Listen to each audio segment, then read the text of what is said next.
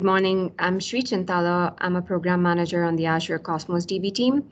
So I've been at Microsoft for about 4 years now. I started off as a software engineer on the SQL DB team, and then later, for the last 2 years, I've been a program manager on the Cosmos DB team. And most recently, for the last couple of months, I've been focusing on our new feature, which is Synapse Link for Cosmos DB, and how it's enabling our customers to build HTAP solutions on top of Cosmos DB. So with that, I'm going to go ahead and present my screen and we'll jump right into it. One quick thing. So as I present, feel free to interrupt me at any time if you have any questions. I will make sure to give some pauses and ask you if you have any questions. Also, while I'm talking, if you can think of anything, post it in the chat and Tim can read it to me. Sure. Yeah, so with that, let's start off. So just for people who might not be aware, I'm hoping most of you on the call might have heard of Cosmos DB. But if not, let me do, I'll give a quick 5-minute intro of what Cosmos DB is. So Cosmos DB is a NoSQL operational database. So Cosmos DB was sort of built with the needs of modern applications in mind. So if you take a look at the last 10 to 20 years, and if you see how the internet evolved, with the evolution of the internet, the needs of modern applications also changed. So today's enterprises want their applications to be, they want to provide, first of all, they want to provide a great end experience to their users. So what that actually translates to is they expect their applications, they want their applications to be super fast, which means it has to be highly responsive, they have to be highly available, because if your application is down, then you have then you have an interruption. You have an interruption in your business processes, and obviously they want to be able to serve their customers wherever they are in the world. So with this key requirements in mind, Cosmos DB is a cloud-native NoSQL database which was built for the requirements we just went through. It was built for the needs of modern applications. So with Cosmos DB, we optimized Cosmos DB to be best for operational workloads, and we provide single-digit millisecond latencies for both reads and writes. We know a lot of operational databases out there provide SLAs on availability, but we're one of the first databases to provide an SLAs on latency. So we're saying that if you do either a point read or a point write in Cosmos DB, you're looking at we're guaranteeing that your latency will be within 10 milliseconds, which is blazingly fast. And then we also provides finite of availability. We have a lot of customers, like I was saying, a lot of today's modern applications have the need to be highly available. You don't want any interruption in your business, mission critical or business workloads. So we guarantee finite of availability. And finally, we have a turnkey global distribution. So that means most of the times, let's take an e-commerce application, or let's take any other application, there's a possibility that you have customers around the globe, and you want to be able to serve all of these customers in a low latency manner. And with turnkey global distribution, it's as simple as it's very simple to replicate your data in all of the regions where your users are, and providing that local queries against the database. So with all of this capabilities, Cosmos DB is a great fit for operational workloads. But that's just one part of the story, right? We see a lot of enterprise customers, and even otherwise, just customers who are interested in having building modern applications where you need that flexibility of schema, and given the rich set of open APIs we provide, we see a lot of customers adopting Cosmos DB. But this is all great, but this is just one part of the story. So the question is, as you're using Cosmos DB, as all of your operational data comes into Cosmos DB, that just makes first half of the picture. Once you have the data in there, in today's data-driven world, a lot of these customers have a need to analyze this data, to run near real-time analytics on top of this operational data at scale, to derive some insights on this operational data, and in turn optimize their downstream business processes, or just to build to build real-time Power BI dashboards and so forth. So there are multitudes of requirements to run analytics on top of this data. So how does one do that?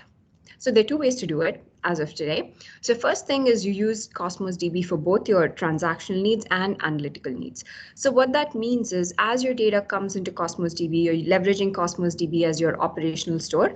But once you have the data there, let's say if you also have the need to run analytics, you're either using our either you're directly writing analytical queries and running it against the same data against Cosmos DB, or either you're using one of our Spark connectors and you're pulling this data out of Cosmos DB and doing some analytics, but you're still, all of your data sits in Cosmos DB. So what it means is you're using the same database for both your transactional workloads and analytical workloads, which is okay if you have small amounts of data, but as your data grows or as you start to accumulate data in Cosmos DB, or if you just have a very high ingest volume coming in, let's say you have a few hundreds of terabytes or a petabyte of data sitting in Cosmos DB, when you start running analytical queries against Cosmos DB, it can have an impact on your transactional workloads.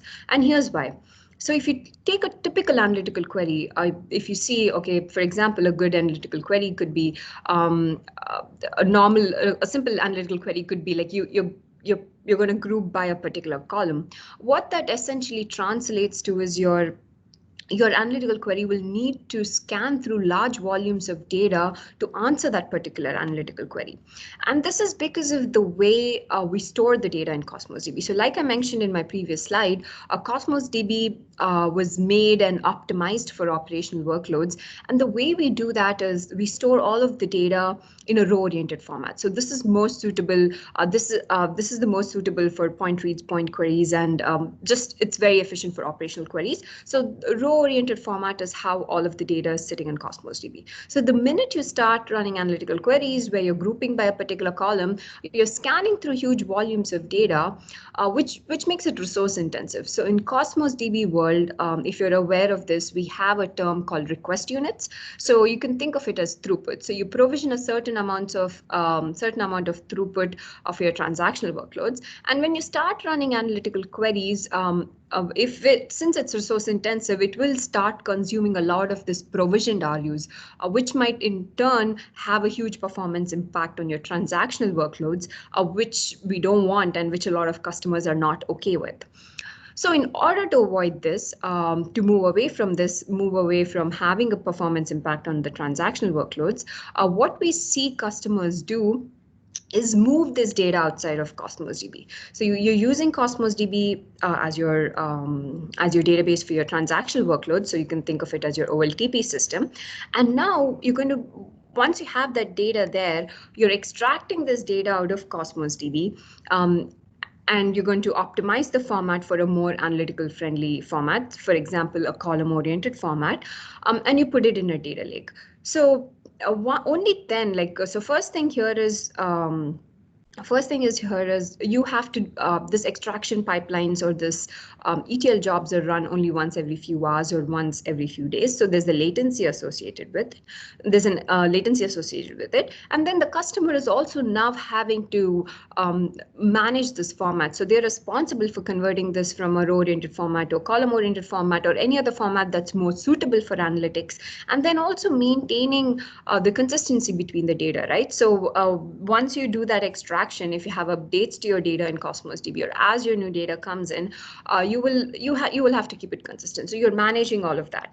So only once you do that and once you land in the data lake, then you can either use Spark, you can use Synapse Spark. So Synapse Analytics is one of Azure services. It's a unified it's a unified analytics platform on Azure, which provides different tools for big data analytics. So either using Synapse Spark or Databricks Spark or any other Spark provider, you can sort of then transform this and enrich this data in a data lake. And only then will you be able to run analytics against this data and then build either real-time dashboards or do BI or whatever you want. So here in this model of having a separate OLTP and OLAP systems, we moved away from the previous challenge, which is we didn't want our transactional workloads to have a performance impact. So we succeeded with that. But in this particular model, there are a few complexities introduced. The first thing is you need to have that in-house expertise, or you need to have the uh, sorry, excuse me. You need to have data engineers who are able to set up this ETL pipelines and maintain them, and maintain and manage them. So there's a cost associated with creating and maintaining these pipelines. That's the first aspect of it. And there's also the complexities. There are several complexities in setting up the pipeline itself. So first thing is, like I was mentioning, you have to deal with the data format. You have to deal with the consistency issues in maintaining and sort of making sure the data is landing in the right format. So, and finally, the third complexity, not a complexity, but one of the downsides of this approach is the latency associated with it. Like I mentioned, you typically run this extraction jobs only once every few hours, or once every couple of days. So there's a latency associated with it. So you're not essentially running analytics in near real time, or definitely not real time, and not even near real time, because there's a several hours or a few days of gap before the data lands in a data lake, and then you're able to run analytics. So most of the time you're analyzing stale data. And then finally, when you're doing the extractions, the two components, if you're running batch processing, the question is like, hey, how big should my batch sizes be? How frequent should I do this? And then the second thing, for the customers who choose to do streaming, there's also this question of, hey, do I merge my rows? How do I insert this data into the data lake for a best or most optimal performance? So we saw that there are a few variables associated with this approach, and we thought we could make this even simpler. The goal was to make this, take this process and make it even simpler for our current customers who are using Cosmos DB and who have the need to run analytics on top of this data. So with this in mind, at Build this year, we announced the public preview of Azure Synapse Link for Cosmos DB. And what Synapse Link aims to do is it aims to break down the barrier that exists between OLTP and OLAP systems. So with just a few clicks, we want our users who are using Cosmos DB as their main operational database to be able to run analytics, to be able to use Synapse and run analytics against the data sitting in Cosmos DB without having to do that ETL pipelines we just saw in the last slide, and without having any performance impact on their transactional workload. So this is the key thing here. So we want to make this so simple that as you're using Cosmos DB for your operational database, we don't want you to make a lot of changes. With just a few clicks, you should be able to spin up some compute in Synapse and run analytical queries in a near real-time fashion against the data sitting in Cosmos DB. And the idea is you won't have to set up ETL pipelines, and you won't have to you won't have any performance impact on your transactional workload. So this was a very exciting and a very big announcement at Build this year. So this is a little bit of a game changer. We had nothing of this sort so far, and some of the responses we got in private preview and some of the customers who piloted this program are very excited about it, and we see and they see the need, and they see how it significantly simplifies this whole process, this whole ETL process. And now how they can have a truly fully managed solution for analytics as well. So how does this magic happen? So let's take a look into this architecture and see what's sort of going on under the hood. So today, if you're using Cosmos DB for your operational databases, so pretty much you go and create a container. So when you create a container and you insert data into Cosmos DB, like I said, to make it performant and to make it suitable, to provide those low latency SLAs for reads and writes, we store it in a row-oriented format. So all of your data is sitting in a row-oriented format on local SSDs, and we provide this blazingly fast response time for your applications as it needs it. So now, when you enable Synapse Link, or when you turn on Synapse Link for your Cosmos DB container, what happens is we are also provisioning a different store, which is completely isolated from the transactional store, what we call the Cosmos DB analytical store. So now, as your data comes in, first it's going to be stored in a row-oriented format on the transactional store, but also it is going to be replicated or auto-synchronized to the analytical store. And all of this is fully managed by Cosmos DB. So you just have to enable this feature, which is a couple of clicks. But once it's enabled in the background, there's nothing the customer or you have to do. What is happening is in the background, as part of the auto synchronization, Cosmos DB is converting this data from a row-oriented format to an analytics-friendly column-oriented format. So this format is more performant for analytical queries, and we're saving this data in an analytical store. So this analytical store, because it's fully isolated and completely different from your transactional store, you will have no performance impact on your transactional workloads itself. So once you have this data in the analytical store, what actually you're doing is you're going to link it to your Synapse Analytics workspace. And once you have, with Synapse Link, we're just providing this deep native integration into the Synapse Analytics workspace, and we make it very simple for you to spin up the two runtimes. So we have two runtimes on how you can access the analytical store. The first one is Synapse Spark, and the second option is Synapse SQL Serverless. So either using a runtime of your choice, you're now able to query this data sitting in the analytical store. So now, I want to point out a few things here.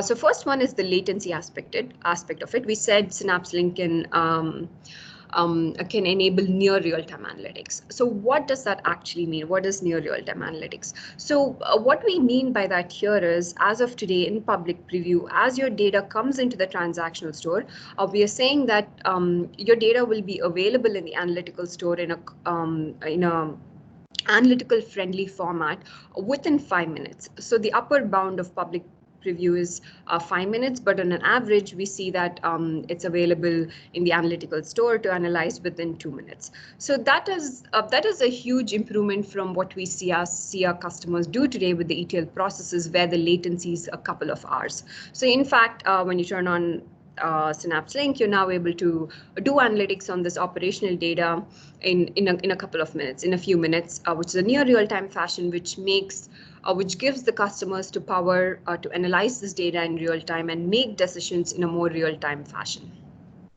So now let's take also a closer look of the different Synapse runtimes. Here you have Synapse Spark and you have Synapse SQL Serverless. So if you have the need to do to build machine learning models, or if you have the need to do ad hoc big data analytics, so like some of you are aware, Apache Spark is an in-memory compute engine. It's very powerful, and it has a bunch of libraries for machine learning. You can build ML models, and you can train ML models and do a bunch of stuff there. So you can use Apache Spark to do machine learning and big data analytics. But let's say you don't have the in-house expertise to run Spark, or you just don't need that big of you don't have that need to do extensive big data analytics, but hey, I just want to write some simple SQL queries and I want to do some ad hoc analytics, or I just want to build a BI dashboards on top of my operational data in Cosmos DB, then you can use SQL Serverless. So SQL Serverless, or also previously called SQL on Demand, which now allows you to write simple T-SQL queries. You can do joins, you can write SQL queries and run this against the operational data in Cosmos DB. So this is very powerful. So pretty much you're writing full-fledged T-SQL queries against NoSQL data. And like like with Cosmos DB, you cannot do joins, but now using SQL Serverless, you're able to join this data and run simple T-SQL queries. Also, once you create views, or I'll show this in my demo, but using SQL Serverless, you can create views. And once you have that, it's very easy to plug into the Power BI ecosystem from within Azure Synapse Analytics and build this real-time dashboards. Just because all of this auto-synchronization is happening in a near real-time fashion, like within a few minutes, you will be able to do a real-time BI and dashboarding as well. So with that, I'm going to take a pause. Are there any questions so far? Not just yet. That'll be soon at the end, I'm sure. Or I'm sorry, I'll defer to the group. Sorry, Tim, was there a question? No, I was just saying not just yet, but then I realized I spoke ahead of turn and I said I would defer to the group. I'm sorry. Yeah, feel free to let me know if you have any questions or anything. Okay, then I'll also I would also like to point out, maybe I'll touch base a little bit on the cost model here as well. So one thing is for the transactional store itself, like I was saying, because all of your data is sitting in a local SSD and you have all of this SLA guarantees, it is going to be expensive because we provide this highly responsive it's a highly responsive database with all this availability guarantee. So you pay about 25 cents per GB for storing your data in the transactional store, and then of course you provision RUs with it. So that's the cost of your transactional store. But now if you want to use Synapse Link, what does my cost look like? So the costing model for Synapse Link is going to be a little bit different. So your bill will come from two aspects here. The first one is for your data that actually sits in the analytical store, or you're paying for the Cosmos DB analytical store. And then the second aspect of the bill comes from the Synapse runtimes you're using. So you pay for the compute. So if you use Spark before you sort of go and provision a Spark cluster. So you're provisioning some amount of resources there. Either you're provisioning Spark clusters or you're provisioning SQL serverless pools. So you pay for the compute you use from within Synapse Analytics, and then you pay for the analytical store. So the bill from the analytical store itself for the storage, it's going to be 10x cheaper than the transactional store because it's more of a remote store. So it's going to be about 0.02 cents per GB, and then there's also a cost associated with for every 10,000 reads and writes you do against against the analytical store. There's a cost associated with it. So so that's the two aspects of the bill, but this gives you a nice model to also, analytics is one aspect of it, but it also gives you a nice way to tier your data. So we have a lot of customers who use Cosmos DB for their transactional store, but probably don't need the data in the transactional store after a certain amount of time. So let's take, for an example, an IoT use case. So in a typical IoT use case, you have huge volumes of data coming in, but you probably don't need that data in the transactional store, say, after a month. In those particular cases, when you turn on Synapse Link, or all of the data as it comes in is already synchronized to the analytical store. So you have a copy of your data sitting in the analytical store. What you can do is go and set this feature called time to live. So Cosmos DB has this nice capability called time to live, where you can define how long, define the data retention in your Cosmos DB. So you can set your transactional store time to live for 1 month if that's what you need. And then now you have a copy of your data for archival purposes, or just for future reference, where you're paying a fraction of the cost what you would pay to put it in the transactional store. You have all of that data in the analytical store. So it's much more efficient. So you can use, you can then leverage that analytical store as a data tiering mechanism. So the analytical store also comes with the analytical store time to live knob. So you can independently tune the analytical store TTL to define the data retention policy of the data sitting in analytical store. So you can think, like, once you have this data there, you probably want to save it for a longer time, because typically analytics are run you run analytics over historical data, or you just you want to keep the data for bookkeeping purposes. So whatever it is, you can keep it for 3 years, or whatever the need is for the data retention in the analytical store. So here, I think that's kind of the high-level overview of the feature and what we're trying to do.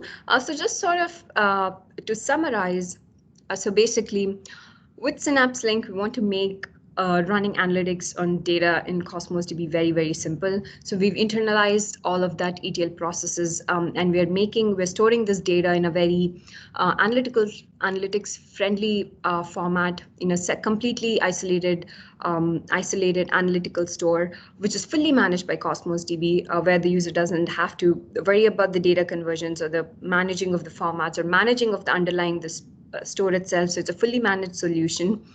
And finally, there is no performance impact on your transactional workload. So the key aspect being you don't have to adjust your RUs. You don't have to worry about any performance impact to your transactional workload. So most of any of the cost that's coming from Synapse Link will be a completely consumption-based model. So you only pay for what you use, and it's going to be in a dollar amount. So with that, I'm going to take another pause and see if there are any other questions. If not, I would like to move into a demo and sort of show you how it comes together. We do have a question about, will Azure Databricks be able to access this analytical store in the future? Yeah, a good question. So like I said, the whole feature itself is Synapse Link for Cosmos DB. So as of today, we have a very tight and native integration with Synapse Analytics. So the query engines, the Synapse and SQL itself, and the analytical store is sort of optimized for access from Synapse Analytics. So as of today, the only way to access this analytical store is from Azure Synapse Analytics. We might open up in the future, but as of today, there's nothing on the roadmap about surfacing the analytical store via Databricks or any other analytics providers. One question, would this mitigate the use of a data lake in this case? Because in your prior architecture, you have data going through data lake and then to the Synapse, right? Now with this new architecture, with the help of a link server, we're directly going from any database, in this case Cosmos to Synapse. But what is the role for data lake itself for future? Yep, it's a great question. So if you see with Synapse Link, what we're essentially saying is if you have your data in Cosmos DB, if you're already using Cosmos DB as your operational data store, or if you're considering using Cosmos DB as your transactional store, and if you have a need to run analytics on this, hey, you have like this simple config now, you can turn on that, and we're doing all of that synchronization for you. But where you might want to consider using a data lake is if you have this, if you don't have the need to run near real-time analytics, or if you just want to move this out data for an archival purposes. That's a little bit of a tangent to an analytics solution, but there is one cases where people just want to use a simple blob store just for bookkeeping and historical purposes. So that's one reason where you might think, hey, I'm not going to do anything with this data. I just need to archive it. So maybe a blob store is a good option for me. And the second thing is when you're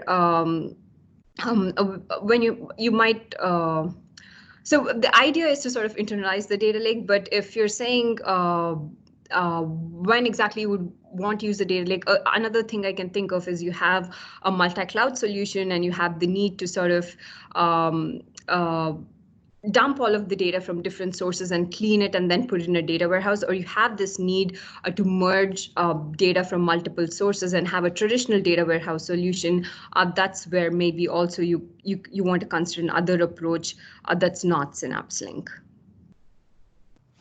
Okay, thank you. One more question on the ETL front. So you mentioned with this new approach, there could be reduced ETL mappings or some sort of reduction in the ETL process. But then we are making an assumption that we already have some sort of a intermediate database like a Cosmos or another database, right? So in the case of on-premise data sources, for most companies, there are data sets still on-premise. We need to get the data from on-premise to the cloud. So that begs the question, why would we need to bring it to Cosmos first? Then that means there is some ETL has to play between the on-premise data source to Cosmos. Maybe we can circumvent between Cosmos and Synapse.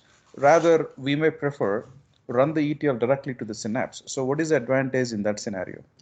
Yeah, that's a great question, and it kind of goes back to my previous point. So the idea is this is a good fit for workloads which are already using Cosmos DB. So if you don't have if you're already using a different operational database, I don't recommend that you start using Cosmos DB just to take advantage of Synapse Link. The goal is if you already have if you're already using Cosmos DB as your cloud native operational database, and if your applications are already powered on top of it, then it makes sense to sort of turn on this feature and have all of that data um, behind the scenes be replicated to an analytical store and then run analytics on it. But if you're using an on-prem database, definitely you don't want to reinsert all of that data into another operational database just to be able to run analytics. In those sort of solutions, maybe just directly moving into a data lake, or like you saw in my previous approach, if you're using any other operational database, then maybe that would be simpler. Does that make sense? Yeah, thank you. That makes sense. Actually, that's Yeah. exactly what we're doing today. So just to clarify what we're doing, absolutely. to reinforce my thinking. Yep. So if you're using, as of today, the Synapse Link capability is just Cosmos DB is piloting it, and we are one of the first databases from Azure Data to have this capability. But in the future, SQL DB, MariaDB, maybe the other operational databases, we might extend it to other operational databases as well. But here, the idea with Synapse Link is not to, if you're using some other operational database, the idea is not to first get your data there and then ETL it into Cosmos DB. But the goal is, if you're already using Cosmos DB for your operational workloads, previously we had Cosmos DB customers, because they couldn't run analytics directly on top of Cosmos DB without having a performance impact. We saw that previous slide where they moved this data out of Cosmos DB, put in a data lake, transform that data, and then run analytics. So that is the piece we're trying to solve or make it simpler for the customers. Yep, makes sense. And having said that, we, as we speak, testing the Synapse link between the SQL MI to Synapse. So that's just another flavor. Instead of Cosmos, we have a SQL MI database. Yep. Great. Yeah, that makes sense.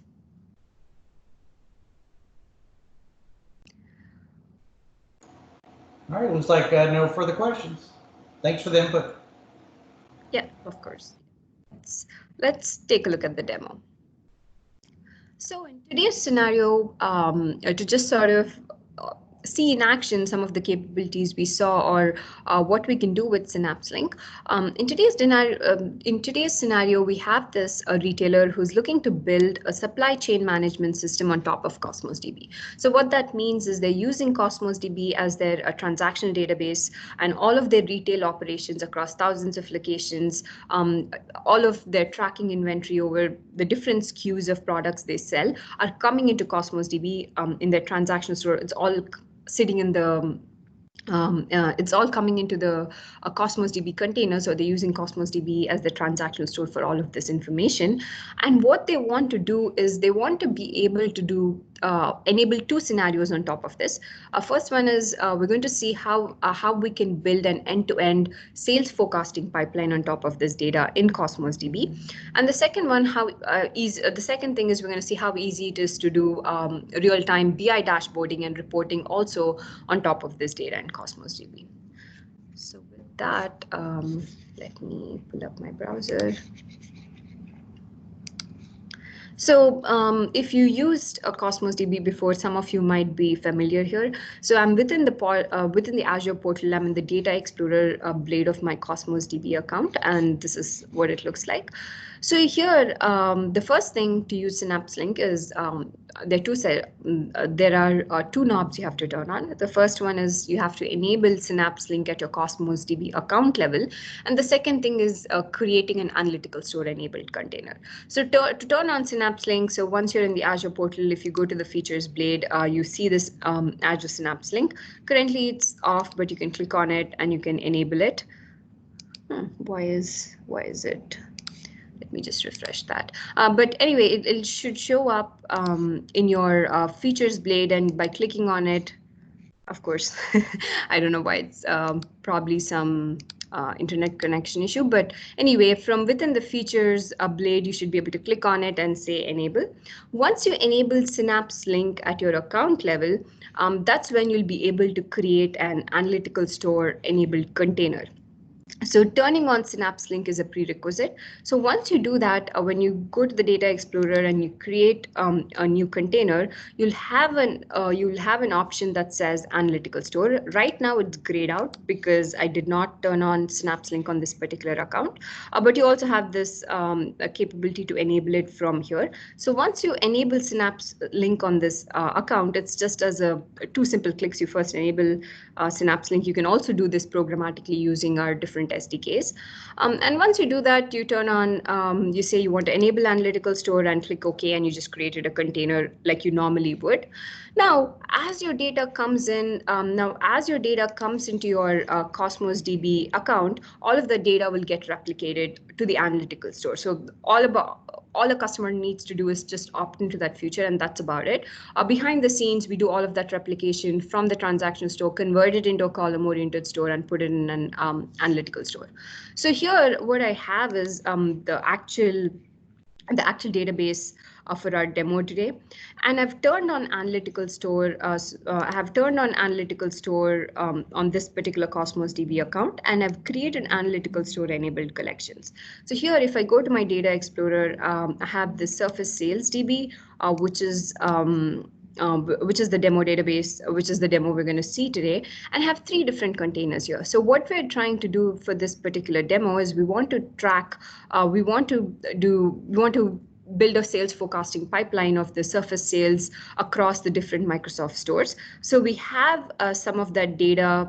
We found the open data set. So we've inserted this data in Cosmos DB, and we have 3 different containers. So we have a product container, we have a retail sales container, and we have a store demographics container. So if you look in the, just to sort of give you an idea of what this data looks like, if I go in here, and if I go to a particular document, what information I have here is mostly on a particular sale in a given store. So we can see what is the product that was sold, how many pieces of, what is the quantity of the product sold, what was the price point it was sold at, what's the store ID, and some other information about the transactions happening. So that's what we have in our retail sales container. And we also have 2 other containers, which is the product and the store demographics. So the product container itself has some more metadata about the products. For example, you have a Surface, it has some more metadata about the Surface. And then for store demographics, you have some information about like where a particular store is located, how far is it from the nearest warehouse, and so forth information which you would have in a typical supply chain system. So now, once you have this data in your transactional store, and because Analytical Store is enabled, all of this data is also replicated to the Analytical Store. It's sitting in a column-oriented format. Now, as my updates and deletes come in, so let's say if I update this document or I delete a particular property, all of this changes will also get replicated to the Analytical Store. And as new data comes in, all of that data is also automatically synchronized to the Analytical Store. So now that I have all of my data that I need in the Analytical Store, the next thing is actually going into Synapse Analytics Workspace and seeing how I can run queries against my Analytical Store. So here, so similar to how you would create any other Azure service from the Azure portal, you can look up Azure Synapse Analytics, and you can create you can create a new workspace. So once you create a new Azure Synapse Analytics account, you click Launch Workspace, and this is what it would look like, right? So this is what it would look like, and then you go into the Data tab. So here, if you go into the Data tab, you have a couple of. So here I'm in my data I'm in my Data tab, and so you can see that Cosmos DB is a first-party citizen from within the Synapse Analytics, and it's very simple to connect or to link your Cosmos DB account to your Synapse Analytics workspace. So you just click Connect here, connect to an external data, and then, like, you know, Cosmos DB has different APIs, so you pick the API you're using. So in this particular case, the database we saw here was a SQL API account. So I pick SQL API, and then you enter all the typical details you would, like what's a subscription, your Cosmos DB account name, database name, and whatever, and you click connect. So it's kind of very simple. It's as simple as that to do that, and we're making it even simpler as we head towards GA to have that ability to connect your database. So once you connect your Cosmos DB database to your Synapse Workspace, it will appear here. So all of these are my Cosmos DB databases I've connected to this particular Synapse Workspace, and the one we were looking at is the Surface Sales DB. So once I connect it, I'm able to see all of my containers in my Cosmos DB Surface Sales DB here in my Synapse Workspace. So when you connect a database account, you'll be able to see all of your containers in there. And let me point out that, like you saw, the analytical store capability is at a container level. So it is possible that from within the same database, you might have some analytical store enabled containers and some just regular transactional store containers. So here are all of these three containers had analytical store enabled, and when it does, you have the small Power BI icon that appears on top. If it was just a regular transactional store container, you will see a normal icon. Let me see if I have any here, but I think most of these are analytical store. Yeah, so most of these are analytical store containers, but if you had a normal container which did not have analytical store, it would just show up without the bar graph. So now, once we linked our Cosmos DB account, we can do several things. So first, let's see how we can build a real-time Power BI dashboards on top of this data. So now here I have this develop tab. So if I go here, when you click on this, you have different options. You can create a SQL script, you can create a notebook, you can do a Power BI report. So first thing what I'm going to do is I'm going to create a SQL script and create views on top of my Cosmos DB containers we saw. So here I already have a view that I've already have a pre-created SQL serverless script. And what I'm doing in this script is I'm creating new retail Cosmos DB database. And in that database, I'm creating 3 different views across my 3 different containers in Cosmos DB. So I create a store demographics view. I'm just giving my Cosmos DB endpoint here, and I'm creating a view over that container. So, and I'm just telling you can specify the columns you want or the properties you want here, and you're defining your view. So similarly, I created a retail sales and a product view. Once I created this views, and once I create my database here, if you go back to the data tab and you go to Workspace, you'll be able to see all the databases you created. So in this particular case, we created a retail Cosmos DB database.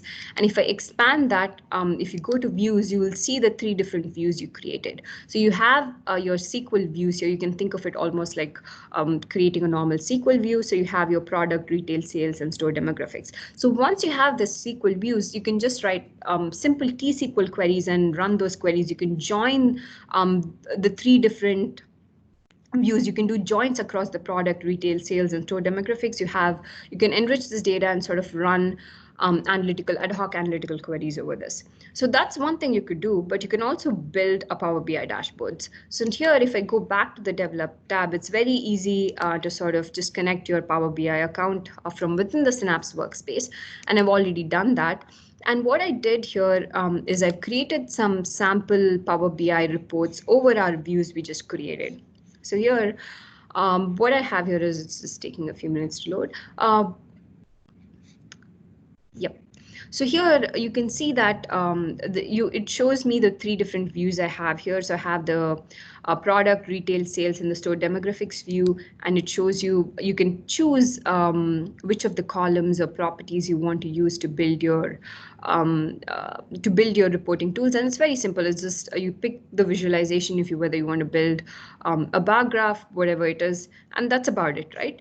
So it's very simple to build visualizations and Power BI reports over the SQL views. And what we've done here is in the first graph, I've created a sample a report of what the revenue trends look per week. And the second one, we're doing a comparison of how the different products are performing compared to each other. So we're seeing this the revenue generated from the different products like Surface Go, Surface Laptop, Surface Pro, and whatever, and see how they're doing compared to each of the other products. So it's as simple as this to build this visualizations. And as new data comes in, you can refresh this Power BI reports, and you pretty much have a near real-time dashboard here. So that's one aspect of it. Now let's go and see for all of this, just to sort of, I forgot to point this out before, but if you see, I'm using my SQL on demand or SQL serverless pool here.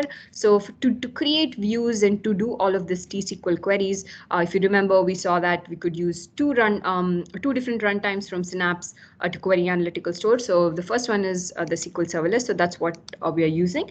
And this is currently in a private preview. As of today, it's in gated preview.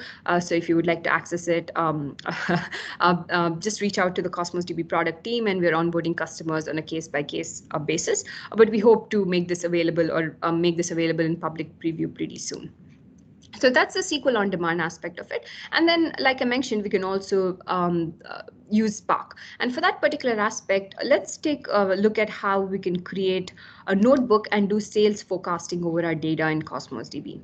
So here I have the Surface Sales forecasting notebook, which I pre-created. And here you can choose whichever. So previously, I've created some Spark pools. So all of the Spark pools that have access to show up here. So you can pick the Spark pool you want to use. And this is already in public preview. And we have a bunch of code samples and a lot of documentation on how you can get started and use a Synapse Link and run Spark queries over it. So if you want to try it out, please go ahead and just look at our documentation. So here in this particular notebook, what I've done is similar to how we created views over our Cosmos DB containers. I've similarly created Spark tables, equivalent Spark tables across my Cosmos DB containers. So I've created a retail sales Spark table, I've created a store demographics, and I've created a product Spark tables. And once I have the Spark tables, we can do joins, right? We can join this across the different tables and aggregate this data, which gives us a very rich data set. So once I have this data set, I can give it over to my data scientist to sort of build machine learning models on top of this. So in this particular demo, I won't go into too much detail on the ML aspect, but we are using Azure ML's AutoML. So AutoML, you can just tell AutoML what is the task you want to do, and it will recommend. It will run a bunch of models, and it will recommend the best model for what you're trying to do. So it's very simple to use AutoML. So what we've did here is in the first step, where the aggregated data we just had in the previous step, we split it into a train and test data sets. So we're going to use a part of the data set to actually train our AutoML, and then we're going to use at the end of it, we're going to use the test data set to see how well the model actually performed, because it never saw this test data set. So that's what we did here. We're just splitting it into the train and test data sets. And here I'm telling AutoML that the task I want to do is forecasting. So, and once I tell that, AutoML will automatically run a bunch of models. So in this particular case, it ran 30 different models and scored these models across the trained data set we've provided. So once we have the scoring, AutoML also helps us retrieve the best model, and we can see that the forest regressor model performed the best. And then I think it was the time series, it picks the model which performed the best. And then now once we have that, we can also see how that particular model performed over our test data set. So then we give the test data set as an input. And because this notebooks have a very rich, also it has the capability to do rich visualizations, what we did is we mapped on how our model performed across our test data set. Because the model has never seen the test data set, we can sort of score it, and we see that the green color one is actually the truth, and the blue lines are what the model predicted. And we can see that the sales prediction, the model gave was pretty close to the actual truth. So in this way, it's very simple to do sales forecasting over your operational data. And finally, you can also operationalize this model and deploy it and do real-time sales predictions and forecasting. But this is one example, but you can expand this examples to different industry verticals. You can think about predictive maintenance. You can think about fraud detection. So there are a bunch of scenarios Synapse Link now enables our customers to do in a much more efficient manner. So with that, I think we have only 5 minutes left, and I'm kind of done. And I think I walked you through most of the aspects I wanted to. So with that, any last questions? Anything for Shrey? Microsoft Program Manager, she can answer a lot.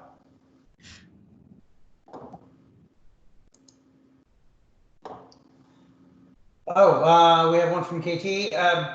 Synapse is currently certified for DoD, Department of Defense, Impact Level 2. When will it be certified for Impact Level 5?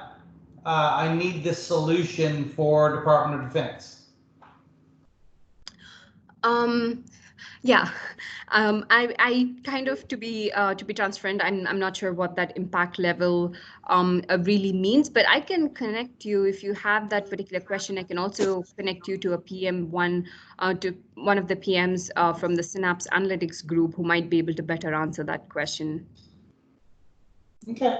So I don't I'll forward the question to you, and then I'll post it on the discussion board or something like that when you get a response back. Can the person who asked the question clarify what is the impact level means?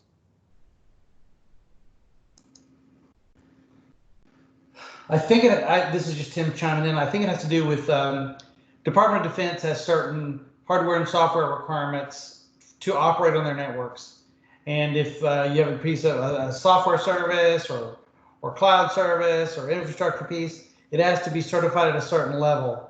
And I think that's what this DoD Impact Level 2 versus Level 5 is. Yeah, I asked a question. Basically, the IL5, the data and the compute had to be isolated and other things. So not to be shared and multi-tenant and stuff like that. I see. Okay. Yeah, thank you.